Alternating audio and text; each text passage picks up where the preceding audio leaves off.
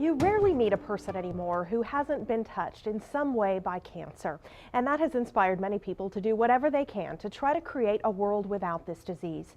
For one group in Austin and beyond, that meant traveling nearly 9,000 miles to take on the tallest freestanding mountain in the world.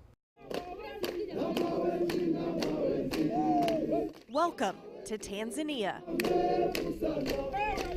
home to Mount Kilimanjaro.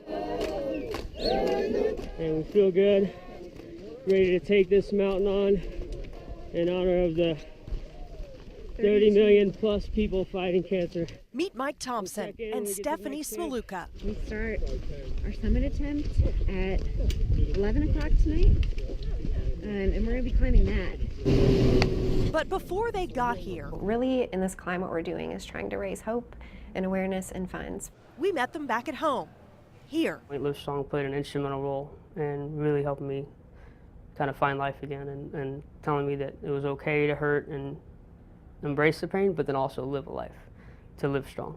Mike Thompson obviously knows a thing or two about taking on a challenge. At age 10, it was prime of my soccer season. After a few weeks of testing, found out I had acute myeloid leukemia. He relapsed twice and then developed bone cancer from the radiation that treated his leukemia. There are several names at the top of my flag.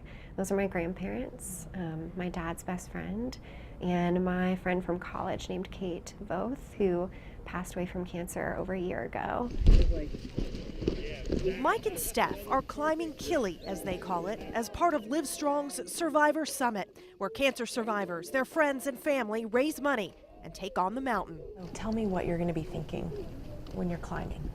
You know, my personal battle with cancer is over. I've been cured for a while. I just had another anniversary, but my fight is still much alive. You know, I see people around me that that still face, you know, whether it's the disease on their own or a family member or they've lost somebody to it. My fight with cancer never ends. Hey guys, day 6. On Summit Day, Mike and Steph and their team climbed 18 hours, 19,000+ feet of rough terrain to the very top. For about the first minute and a half, I was just in tears, just tears of joy, tears of sadness for the people that I've known. It was incredible, and along the climb, like, you feel everybody who's on that honor flag. You really feel everyone there with you. It was challenging. You know, it was cold. The altitude was certainly a challenge, I think, for everybody. And at one point, I pulled him aside and I said, like, Mike, I'm having such a hard time. Like, have you felt this way at all, or is it just me? And he said, like, of course, this is so hard, and I'm feeling that every day, but it's so much easier than being in a hospital bed. And I just remember when you said that, I was like, okay, whatever difficulties we're going through, we're so blessed.